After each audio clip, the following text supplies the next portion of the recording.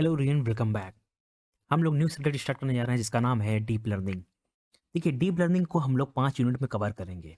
पहले यूनिट में हम लोग मशीन लर्निंग के बारे में पढ़ेंगे, इसके बेसिक्स के बारे में जानेंगे और हम लोग ओवरव्यू के बारे में पढ़ेंगे, क्योंकि जब भी आप मशीन लर्निंग स्टार्ट कर रहे हैं इसका मतलब आपने मशीन लर्निंग पढ़ा हुआ है। ठीक, तो चलिए इस वीडियो में हम लोग बात करते हैं मशीन लर्निंग के बारे में, ओवरव्यू के बारे में, कि टाइप्स कितने होते हैं, क्या एप्लीकेशंस होते हैं, कैसे वर्क करता है, क्या होता है मशीन लर्निंग। चलिए इस पर हम लोग बात करते हैं। देखिए, मशीन लर्निंग की बात की जाए तो मशीन लर्निंग बेसिकली एक सबसेट है आर्टिफिशियल इंटेलिजेंस का, इसको बोलते हैं मशीन लर्निंग।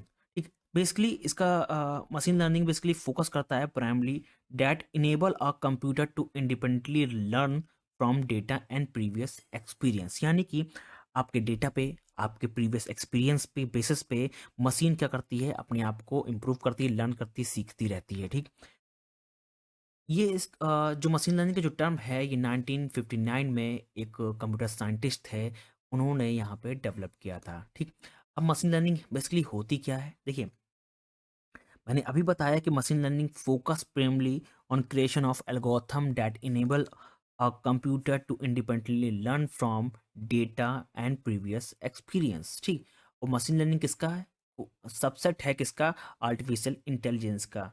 ठीक, जिसको बोलते हैं मशीन लर्निंग। ठीक, machine learning learn from experience like a human without direct programming. ठीक, जैसे ह्यूमन की बात की जाए तो अगर छोटा बच्चा होता है तो मान लीजिए कि छोटा बच्चा है और वो शैतानी कर रहा है, उसको अगर हम लोग समझाते हैं, एक बार समझाते हैं तो वो नहीं समझता, 2 बार समझाते हैं नहीं समझता, 3 बार समझाते हैं तो वो उसके डेटा पे बेसिकली वर्क करता है और लास्ट में वो समझ जाता है। जैसे कि एग्जांपल ले लें, मान लीजिए इलेक्ट्रिक शॉक है। ठीक, और आपके घर में लगा हुआ बोर्ड। ठीक, आप कोई बच्चा है वो अगर बोर्ड को टच करेगा, ठीक, और उसको करंट मारेगा तो ये सीख जाएगा कि उस बोर्ड को टच नहीं करना। उस बोर्ड से अगर टच करेंगे तो हमको क्या लगेगा? करंट लगेगा। ठीक, तो ये क्या हुआ? डेटा के बेसिस पे, आपके एक्सपीरियंस के बेसिस पे अगर फ्यूचर में कभी आप टच करने जाएंगे तो आपको याद आएगा कि अगर हम इसको टच करेंगे तो हमको शॉक लगेगा। ठीक, इसी कॉन्सेप्ट पे मशीन लर्निंग वर्क करती है। ठीक, now basically, machine learning algorithm creates a mathematical model that, without being explicit programming, added to make a prediction on decision with assistance of simple historical data. यानी कि आपके historical data पे, आपके जो data है आपके पास, वो उसके पास एक्सपीरियंस पे अपना डिसीजन ले सकती है। ठीक, now machine learning algorithm are train with training data.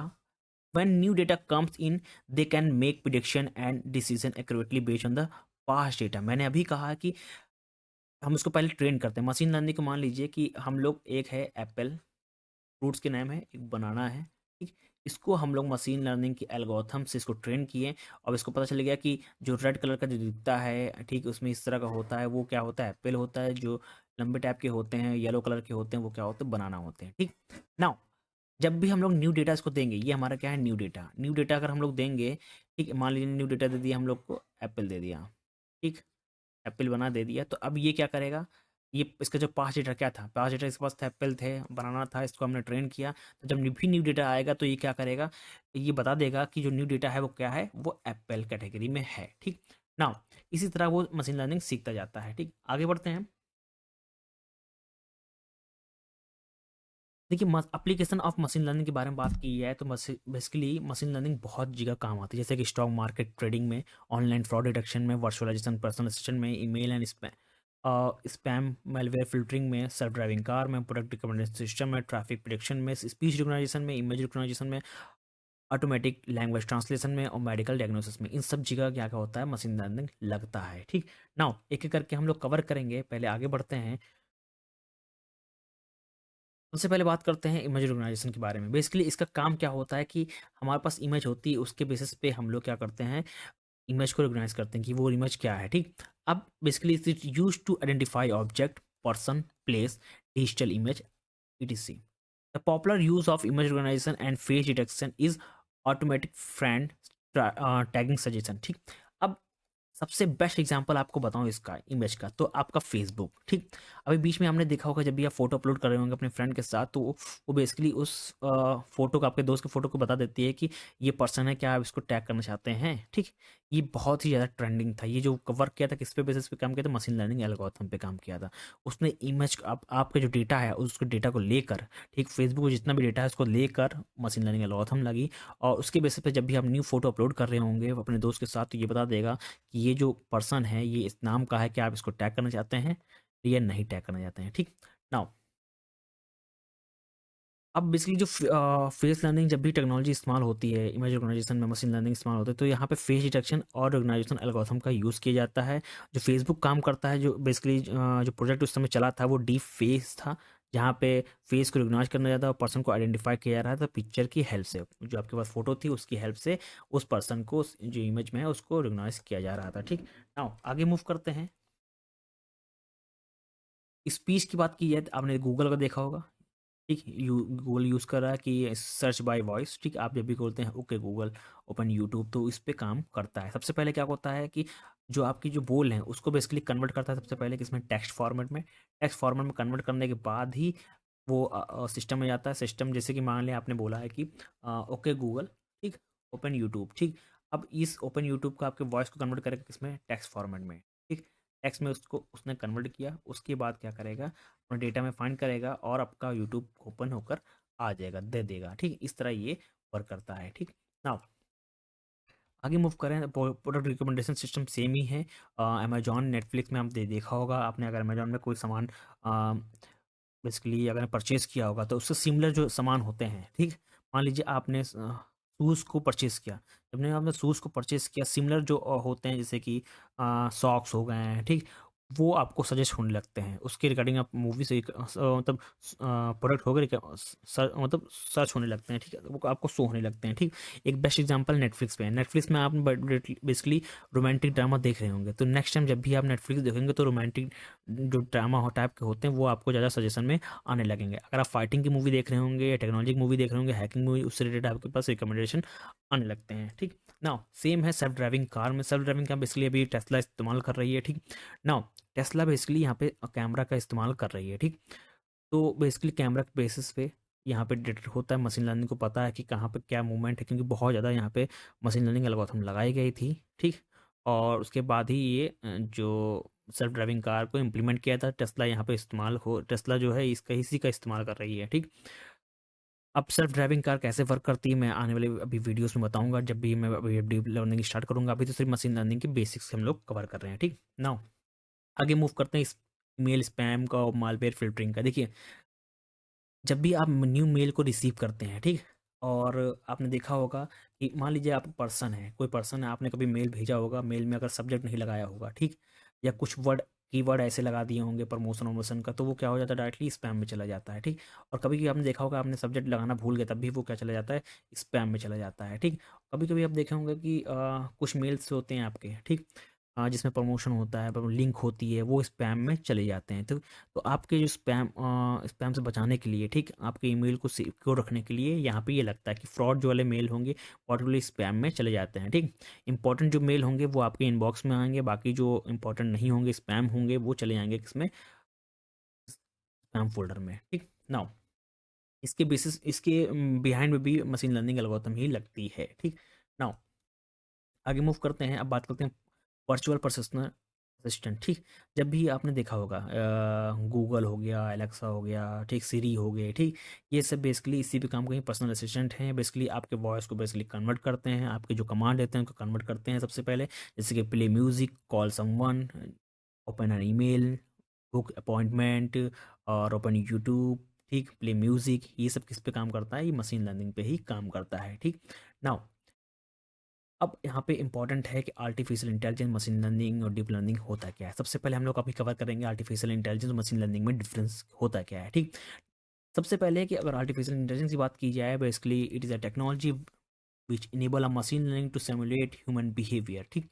whereas machine learning is a subset of a AI which allow a machine to automatically learn from past data without programming explicitly। Basically goal क्या होता है artificial intelligence का, to basically to make a smart computer like a human to solve a complex problem, ठीक। Basically artificial intelligence कह सकते हैं कि human है एक, कि वो सीखता जाता है, सीखता जाता है, सीखता जाता है, उसके बाद डेटा आता जाता है, वो अपने आप सीखता जाता है, ठीक। और उसको बेसिकली कॉम्प्लेक्स प्रॉब्लम को सॉल्व करे। अब यहाँ पे गोल क्या होता है मशीन लर्निंग पे, बेसिकली वो जो लर्न करता है जब डेटा के बेसिस पे, जो हमारा डेटा है उसके बेसिस पे रन करता है, और यहाँ पे जो रिजल्ट होता है वो एक्यूरेट आउटपुट देता है। ठीक, कभी कभी क्या होता है कि आर्टिफिशियल इंटेलिजेंस में कि एक्यूरेट रिजल्ट नहीं आता, बट मशीन लर्निंग में एक्यूरेट ही रिजल्ट है, क्योंकि हम लोग ट्रेन ही कर रहे हैं पर्टिकुलर चीज़ के लिए। और यहाँ पे एआई में क्या होता है, वो लगातार सीखता जाता है। ठीक, वो पास जितना भी वो सीखता जाएगा अपने पास एक्सपीरियंस से, वो और अच्छा इंप्रूव होता चला जाएगा। ठीक, machine learning and deep learning are two main subset of artificial intelligence, whereas deep learning is a main subset of machine learning. ठीक, AI is a very wide range of scope. Machine learning has a limited scope. Basically इसको हम लोग train करते हैं on the basis of हमको हमारी की requirement क्या है। ठीक, मान लीजिए अभी देख रहे होंगे होटल में कॉफ़ी मशीन चल रही है, कॉफ़ी अपने आप बन रही है, तो उसके लिए हम लोग ट्रेन ही किए हैं कि हमको ये बेसिकली कॉफ़ी ही बनाएगा। ठीक, खाना नहीं बनाने लगेगा। ठीक, तो इसीलिए हम लोग पर्टिकुलर चीज़ों के लिए हम लोग इसको ट्रेन करते हैं, इसीलिए इसका जो स्कोप है वो लिमिटेड है। वहीं AI system is concern about maximising the chance of success. ठीक, इस और whereas machine learning is mainly concern about accuracy and pattern. ठीक, मैंने अभी कहा है कि जो एक रिजल्ट है एक्यूरेसी की, वो मशीन लर्निंग ज़्यादा देता है, क्योंकि इसको पर्टिकुलर चीज़ों के लिए ही ट्रेन करने होते हैं। अगर सक्सेस की बात की जाए तो ये लगातार इसके पास बहुत सारा डेटा होता है, ट्रेन करने के लिए दिया जाता है, और लगातार एक्सपीरियंस के बेसिस पे ये सीखता जाता है। अगर मेन एप्लीकेशन की बात की जाए, जैसे सिरी हो गया, कस्टमर सपोर्ट हो गया, यूजिंग चैटबॉट हो गया, ठीक, ये इसके इंपॉर्टेंट एप्लीकेशन है। वेयर ऐप मशीन लर्निंग की बात की जाए, online recommendation system, Google search algorithm, Facebook auto friend tracking suggestion, ये होते हैं। ठीक, now AI can be divided into three parts, जहाँ पे वीक एआई होता है, जनरल एआई होता है, स्ट्रॉन्ग एआई होता है। ठीक, मैं इन तीनों के बारे में बाद में बात करूंगा। जब मैं एआई के बारे में बात करूंगा तब मैं आपको एक्सप्लेन करूंगा कि वीक एआई क्या होता है, जनरल एआई क्या होता है, स्ट्रॉन्ग एआई क्या होता है। मशीन लर्निंग भी बेसिकली तीन पार्ट में डिवाइड होता है, जहाँ पे सुपरवाइज लर्निंग, अनसुपरवाइज लर्निंग और री इन्फोर्समेंट लर्निंग भी होता है। एक और होता है सेमी सेमी सुपरवाइज जो लर्निंग होता है, बेसिकली यहाँ कॉम्बिनेशन होता है, चलिए उस पर भी बात करेंगे, बट जो मेन होते हैं वो सुपरवाइज, अनसुपरवाइज और री इन्फोर्समेंट लर्निंग होते हैं। ठीक, नाउ चलिए आगे बात करते हैं, मूव करते हैं। सबसे पहले डेटा सेट के बारे में। डेटा सेट होता क्या है, देखिए डेटा सेट वो होता है कि जो कलेक्शन ऑफ डेटा होता है, जो सेम ऑर्डर में या अरेंज होता है, उसको हम लोग डेटा बोलते हैं, डेटा सेट बोलते हैं। जैसे कि टेबल फॉर्मेट में कोई डेटा हो गया, ठीक, वो डेटा हमारा सेट होता है। ठीक, इसी डेटा सेट को हम लोग इस्तेमाल करते हैं। कभी कभी हम लोग के पास स्ट्रक्चर डेटा होता है, अनस्ट्रक्चर डेटा होता है। स्ट्रक्चर डेटा मतलब क्या, किसी एक फॉर्मेट में डेटा हमारे पास हो, चाहे वो इमेज के फॉर्म में है तो बस सारा डेटा होना चाहिए इमेज के फॉर्म में, अगर ऑडियो के फॉर्म में है तो सारे डेटा ऑडियो के फॉर्म में होना चाहिए, अगर टेक्स्ट में है तो टेक्स्ट में ही पूरा डेटा होना चाहिए। इसको बोलते हैं स्ट्रक्चर डेटा।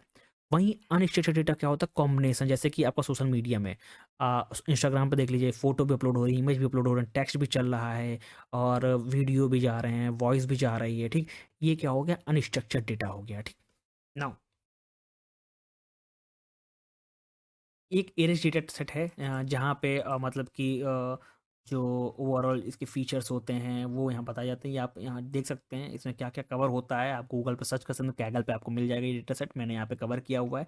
और ये कुछ हैं पॉपुलर हैं, जहाँ पे आप एमएल का डेटा सेट देख सकते हैं, जैसे कैगल हो गया, यूसी मशीन लर्निंग हो गया, डेटा सेट वाया AWS हो गया, गूगल डेटा सर्च इंजन हो गया, यहाँ से आप डेटा सेट निकाल सकते हैं। ये बहुत पॉपुलर हैं। ठीक, नाउ ज़्यादातर लोग इस्तेमाल करते हैं कैगल का। ठीक, और उसके बाद कंप्यूटर विजन डेटा सेट का ही इस्तेमाल करते हैं। कैगल से सबसे ज़्यादा डेटा सेट हम लोग निकालते हैं। ठीक, नाउ अब important topic, type of machine learning. देखिए तीन टाइप की मशीन लर्निंग होती हैं, मैंने अभी बताया कि सुपरवाइज लर्निंग, अनसुपरवाइज लर्निंग और री लर्निंग। ठीक, अब यहाँ पे सुपरवाइज लर्निंग में दो पार्ट में डिवाइड होता है, क्लासिफिकेशन और रिगर्सन। वेयर एज अनसुपरवाइज डिवाइड होता है दो पार्ट में, क्लस्टरिंग एंड एसोसिएशन। ठीक, और री क्या होता है, चलिए इस पे बात करते हैं, एक एक करके हम लोग कवर करते हैं क्या होता है। सबसे पहले सुपरवाइज लर्निंग।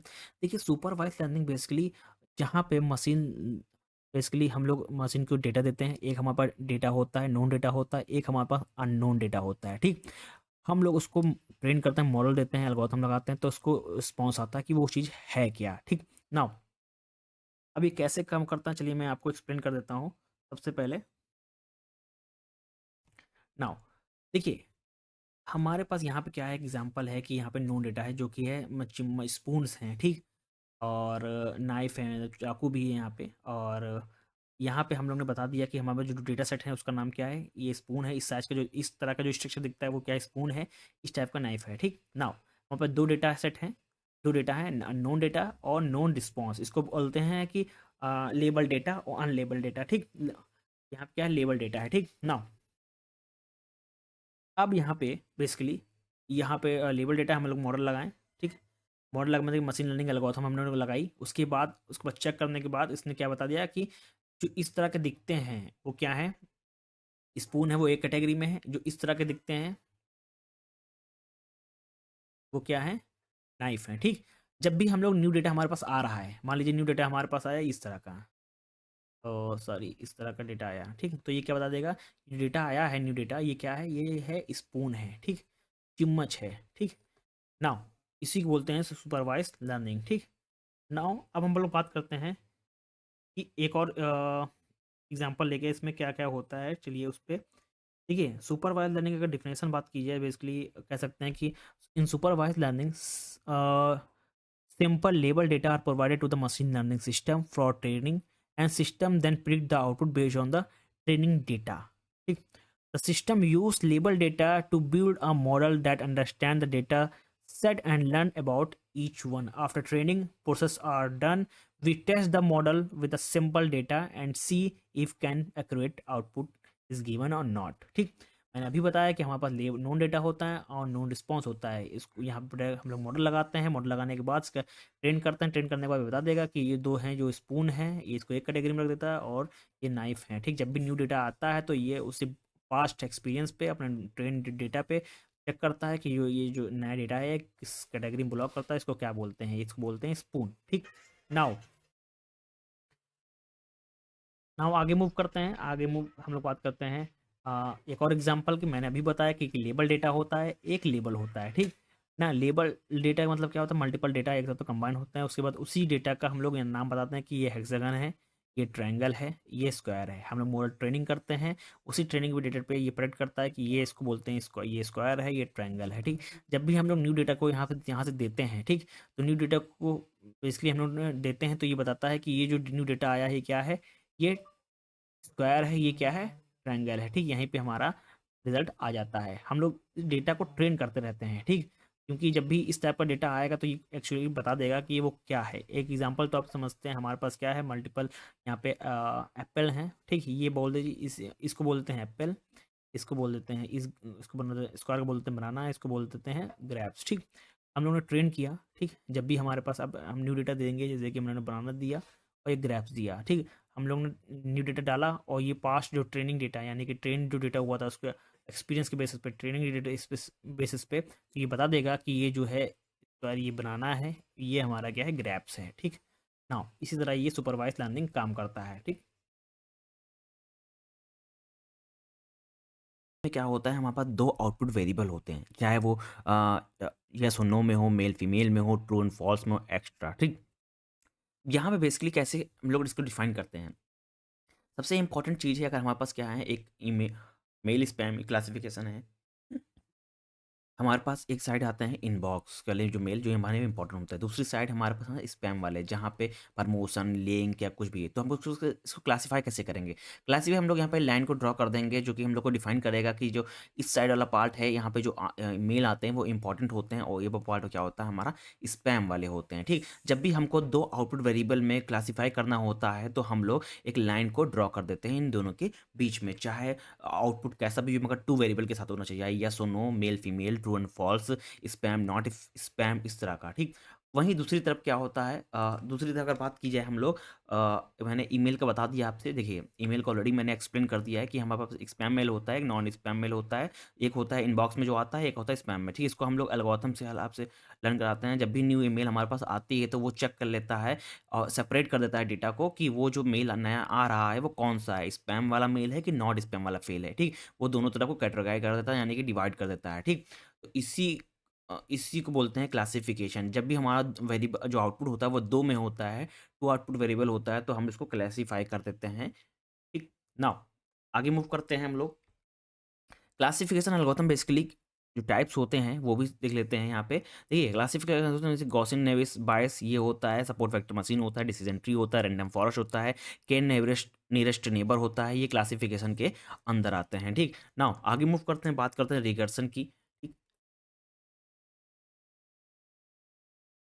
देखिए रिकर्सन में क्या होता है, देखिए recursion algorithm are used if there is a relationship between the input variable and output variable. क्यों ऐसा कह रहे हैं हम लोग? देखिए, जब भी हम लोग कुछ भी चेंज करते हैं एक वेरिएबल में, वो एसोसिएट होता है with the change in another, यानी कि एक वेरिएबल हम लोग चेंज करें तो दूसरे वेरिएबल में भी वो चेंज हो रहा है। जैसे कि अगर रियल लाइफ एग्जांपल बोलें, सैलरी आपके सैलरी किस पे डिसाइड होती है?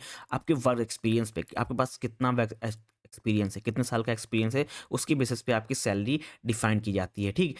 और यहाँ पे अगर वेट है तो वेट किस पे बेस होता है? हाइट पे, ठीक। तो ये हो गया रिगर्सन का एग्जांपल, ठीक। अगर अब वहीं बात की जाए regression for temperature and humidity in, so next diagram हम लोग एक एग्जांपल ले रहे हैं जो ह्यूमिडिटी का है, ठीक। टेम्परेचर का, ये देखिए एक ही साइड हमारा क्या ह्यूमिडिटी है, एक साइड हमारा क्या है? टेम्परेचर है। हम लोग मशीन लर्निंग एल्गोरिथम यहाँ पे लगाएं, इसको हम ट्रेन किए हैं। अब यहाँ पे हम लोग न्यू डेटा हमारे पास आया, न्यू डेटा क्या आया? टेम्परेचर आया, ठीक। टेम्परेचर इंक्रीज हो रहा तो यहाँ पे आ रहा है, उसके हिसाब से प्रेडिक्ट करेगा कि ह्यूमिडिटी रहेगी कि नहीं रहेगी, ठीक। हम लोग यहाँ पे टेम्परेचर बेसिकली क्या है? इंडिपेंडेंट वेरिएबल है, और ह्यूमिडिटी क्या है? डिपेंडेंट वेरिएबल है यहाँ पे, ठीक। अगर टेम्परेचर इंक्रीज हो रहा होगा तो हमारा जो ह्यूमिडिटी है वो डिक्रीज होगी, ठीक। यहाँ पे क्या 2 वेरिएबल हैं जो हम लोग यहाँ पे मॉडल हम लोग यहाँ पे ट्रेन कर रहे हैं, ठीक। मशीन लर्निंग एल्गोरिथम लगा रहे हैं, इन दोनों के बीच में रिलेशनशिप डिफाइन कर रहे हैं। जब ट्रेन करने के बाद हमारा मॉडल तो ये इजीली प्रिडिक्ट कर लेगा कि जो ह्यूमिडिटी बेस्ड है, अगर डेटा हमारे पास टेम्परेचर दे रहे हैं तो उसके बेसिस पे हमारा कर लेगा कि ह्यूमिडिटी डिक्रीज होगी या इंक्रीज होगी। ये जो है ओवरऑल आउटपुट, ये क्या है? किसका है? रिग्रेशन का है, रिग्रेशन एल्गोरिथम का है, ठीक। रिग्रेशन एल्गोरिथम बेसिकली 4 टाइप के होते हैं: linear regression, non linear regression, bison layer regression और पॉलिनोमियल रिग्रेशन, ठीक। अगर अब बात करते हैं रिग्रेशन एल्गोरिथम क्लासिफिकेशन एल्गोरिथम में थोड़ा डिफरेंस के बारे में। देखिए, रिग्रेशन बेसिकली एल्गोरिथम जो है बेसिकली यहाँ पे क्या होता है, output variable must be an continuous value, जैसे कि नेचुरल हो गया और रियल वैल्यू हो गया। वहीं क्लासिफिकेशन एल्गोरिथम की बात की जाए तो यहाँ पे डिस्क्रीट वैल्यू होती है, ठीक। अगर टास्क की बात की जाए रिगर्सन एल्गोरिथम की वजह, it is basically use to map the input value with the continuous output value, ठीक। यहाँ पे क्या होता है कि एक वैल्यू दूसरे पे एक होती है डिपेंडेंट वैल्यू, एक होती है अनडिपेंडेंट वैल्यू, ठीक। बेसिकली जो डेटा हमारा होता है, अभी मैंने एग्जांपल लिया है ह्यूमिडिटी और टेम्परेचर का। अगर टेम्परेचर इंक्रीज होगा, ह्यूमिडिटी डिक्रीज होगी, इंक्रीज होगी, ये डिपेंड करता है, ठीक। इसीलिए कि एक इनपुट एक आउटपुट वेरिएबल बेसिकली जो होता है वो किस पे डिपेंड करता है? दूसरे आउटपुट। अगर एक में चेंज हो रहा है तो दूसरे में चेंज होगा, ठीक। नाउ क्लासिफिकेशन एल्गोरिथम में क्या होता है? तो ये बेसिकली टास्क होता है of the classification algorithm is to map the input value with discrete output variable, ठीक। एक चीज याद रखिएगा कि डिस्क्रीट आउटपुट वेरिएबल पे काम करता है, ये कंटिन्यूअस आउटपुट वेरिएबल पे काम करता है। Whereas regression algorithm are used with the continuous data, ये it is used with the discrete data. In regression we are trying to find a fit best fit line, ठीक। देखिए हमारे पास जब data होता है रिग्रेशन में, तो हम लोग यहाँ पे डेटा, मान लीजिए ये डेटा होता है, ठीक।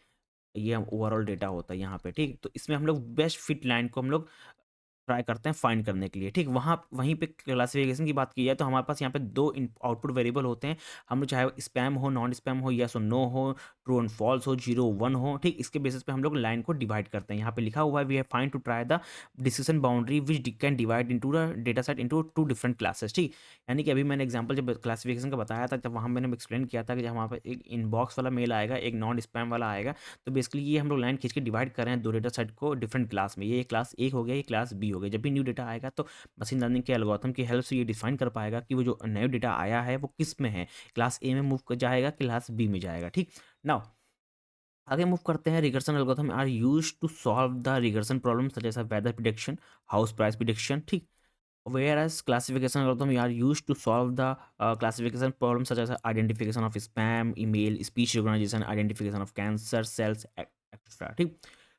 लीनियर एल्गोरिथम जो होती है वो फ़ायदा डिवाइड होती है लीनियर और नॉन लीनियर में, और वहीं क्लासिफिकेशन की बात की जाए फ़ायदा डिवाइड होती है बाइनरी क्लासिफिकेशन में और मल्टी क्लास क्लासिफायर में, ठीक। ये मैंने ऑलरेडी कर रखा है मशीन लर्निंग जब मैंने पढ़ाया है उसमें। बट अभी बात करें सिर्फ ओवरव्यू की मशीन लर्निंग के बारे में, क्योंकि हम लोग क्या पढ़ रहे हैं? डीप लर्निंग सब्जेक्ट पढ़ रहे हैं, ठीक। नाउ आगे मूव करते हैं।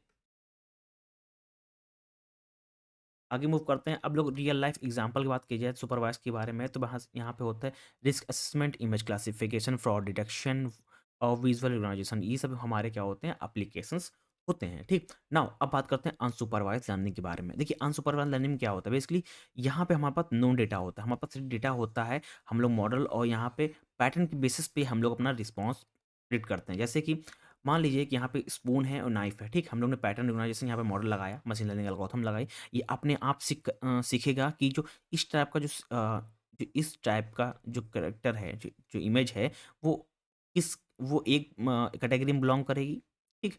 और जो इस टाइप की है, ठीक, जो नाइफ है, वो एक कैटेगरी में बिलोंग करेगी, ठीक। इसी बेसिस पे ये क्या करता है, ये अनसुपरवाइज, यहाँ पे हम लोग लेबल डेटा नहीं देते हैं कि हम ये नहीं बता के भेजते हैं यहाँ पे कि ये स्पून है, ये नाइफ है, ऐसा नहीं होता।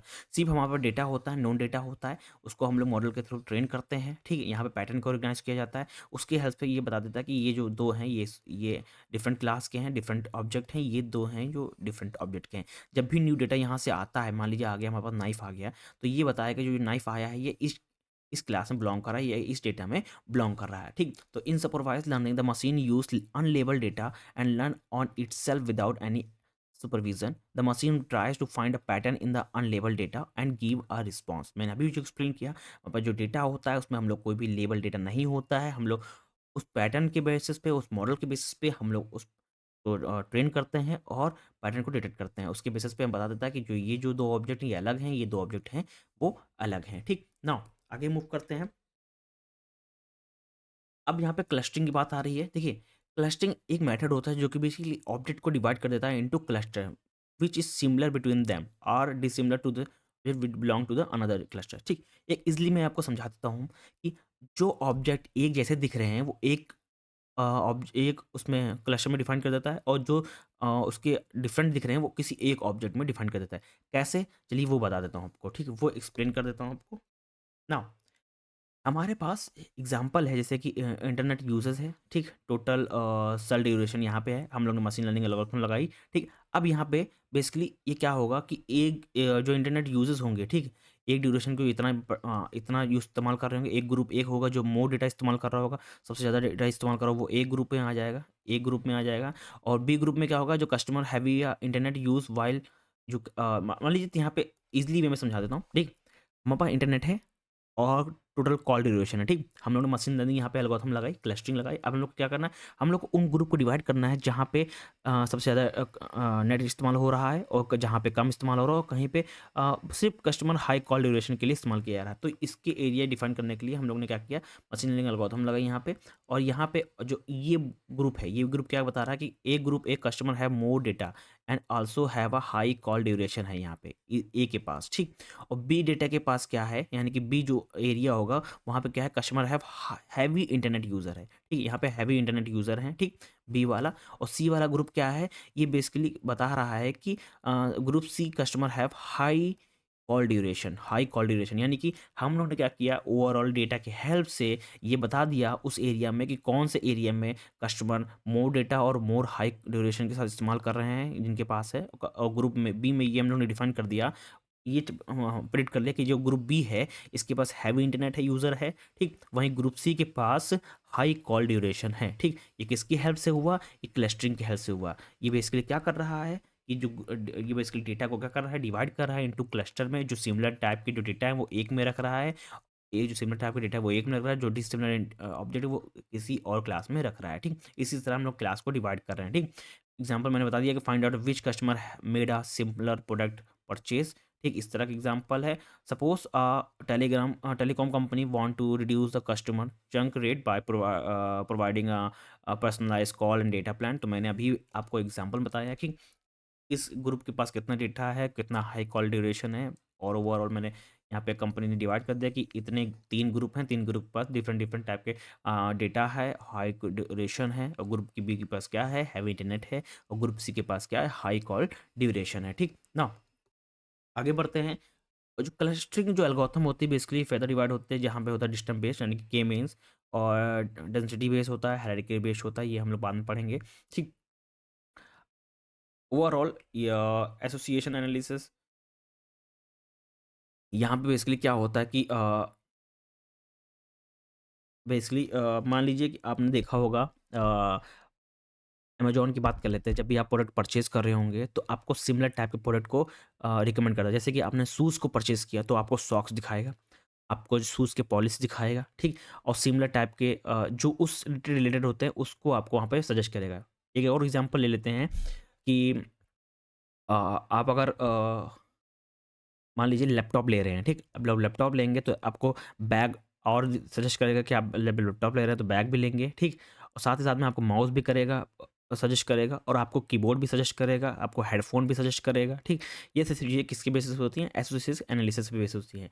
एसोसिएशन बेसिकली एक rule based machine learning algorithm है जो कि डिस्कवर करेगा the probability of occurrence of item in a collection, ठीक? For example finding out which product were purchased together, ठीक? कभी-कभी आपने सुपरमार्केट में देखे होंगे, तब जब वो प्रोडक्ट को लगाते हैं, ठीक? तो ऐसे अरेंज करते हैं कि मगर अगर कस्टमर ए ये परचेज़ कर रहा है, तो बेसिकली उसके आस-पास देखेंगे कि मान लीजिए सिंपल एग्ज़ाम्पल है, अगर ब्रेड रखी है, ठीक? ब्रेड रखी है, एक सेल में ब्रेड रखी है, ठीक? सुपरमार्केट में, तो बगल में ही आस-पास यहाँ पे क्या लगाएँगे, या तो उसके साथ जैम लगाएँगे, ठीक? ब्रेड मक्खन रखेंगे, ठीक? और मिल्क प्रोडक्ट रख लेंगे, कि बिस्किट रख लेंगे, ठीक? तो इस टाइप के प्रोडक्ट लगाते हैं कि अगर कस्टमर ये भी परचेज़ करा तो ये भी साथ में उसके साथ परचेज़ करे, ठीक? तो इस तरह का वो हम लोग सिनेरियो क्रिएट करते हैं, और सेम कैसे होता है, ऑनलाइन भी होता है, और सेम सुपरमार्केट में भी होता है, ठीक? मार्केट बेस्ड एग्ज़ाम्पल है यहाँ पे, जो कि जैसे कस्टमर ए है, वो ब्रेड, मिल्क, फ्रूट, व्हीट खरीद रहा है। कस्टमर 2 क्या है, ब्रेड, मिल्क, राइस, बटर खरीद रहा है। तो यहाँ पे कस्टमर क्या कह रहा है कि जब भी वो अब क्या कर रहा है, ब्रेड ले रहा है, उसके साथ क्या लेगा? जब ब्रेड ले रहा है बेसिकली ये मिल्क लेगा, क्योंकि अभी बोला कि जब ब्रेड ले रहा है तो जैम जैम भी ले सकता है, या मिल्क भी ले सकता है, बटर भी ले सकता है। तो यहाँ पे जो है, इतने पर डेटा में क्या है, यहाँ पे ब्रेड है, तो ब्रेड के साथ क्या है, यहाँ पे बटर भी है, मिल्क भी है। तो हाई चांस क्या है कि वो मिल्क ले सकता है, ठीक? और बटर भी ले सकता है, ठीक? तो यहाँ पे उसी एल्गोरिथम की हेल्प से हम लोग कस्टमर को, ऑनलाइन कस्टमर को सजेस्ट करते हैं कि आपने बटर लिया तो आप ये भी ले सकते हैं, इतना डिस्काउंट है। इस तरह का भी प्रोडक्ट जो चलता है ऑनलाइन, वो इसी की हेल्प से चलता है, एसोसिएशन एनालिसिस के बेस पे, ठीक? नाउ आगे मूव करते हैं। एसोसिएशन रूल्स माइनिंग एल्गोरिथम में अभी आगे बात करूंगा, ठीक? जब मैं एसोसिएशन एनालिसिस को पढ़ाऊंगा डीप लर्निंग में, ठीक? नाउ रियल लाइफ एग्जांपल मैंने आपको बता दिया सुपरवाइज, जहाँ मार्केट बास्केट एनालिसिस हो गया, आइडेंटिफाई एक्सीडेंट पॉइंट एरियाज हो गया, ठीक? और सुपरवाइज़ अनसुपरवाइज़ मैंने ऑलरेडी एक्सप्लेन किया है, ठीक? इसके डिफरेंस देख लेते हैं एक बार हम लोग। देखिए, सुपरवाइज़ जो लर्निंग होता है बेसिकली यहाँ पे लेबल डेटा का इस्तेमाल किया जाता है, अनसुपरवाइज़ में अनलेबल डेटा का इस्तेमाल किया जाता है, ठीक? Supervised learning model predict the output, whereas unsupervised learning find the hidden pattern, क्योंकि उसको पैटर्न के बेसिस पे ऑब्जेक्ट को आइडेंटिफाई करना होता है कि ये ऑब्जेक्ट किसमें बिलोंग कर रहा है, ठीक? In supervised learning input data is provided to the model along with the output. In supervised learning, only input data is provided to the model only, ठीक? The goal of supervised learning is to train the model to that it can predict the output when it given a new data. Same as the goal of unsupervised learning is to find the hidden pattern and useful insight from the unknown data set. ठीक? Supervised learning needs supervision to train model, whereas unsupervised does not need any supervision to train the model. Supervised learning is classified into two parts: classification algorithm, regression algorithm, ठीक? Whereas unsupervised can classify into cluster and association problem, ठीक? Supervised can be used for those cases where we know the input as well as the corresponding output, and in supervised learning we only know the input data, not we do not know the what is the output.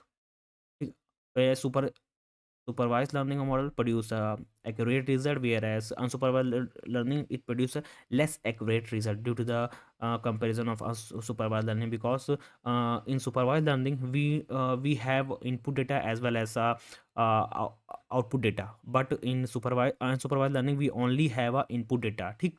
That's why we have a less accurate result, ठीक?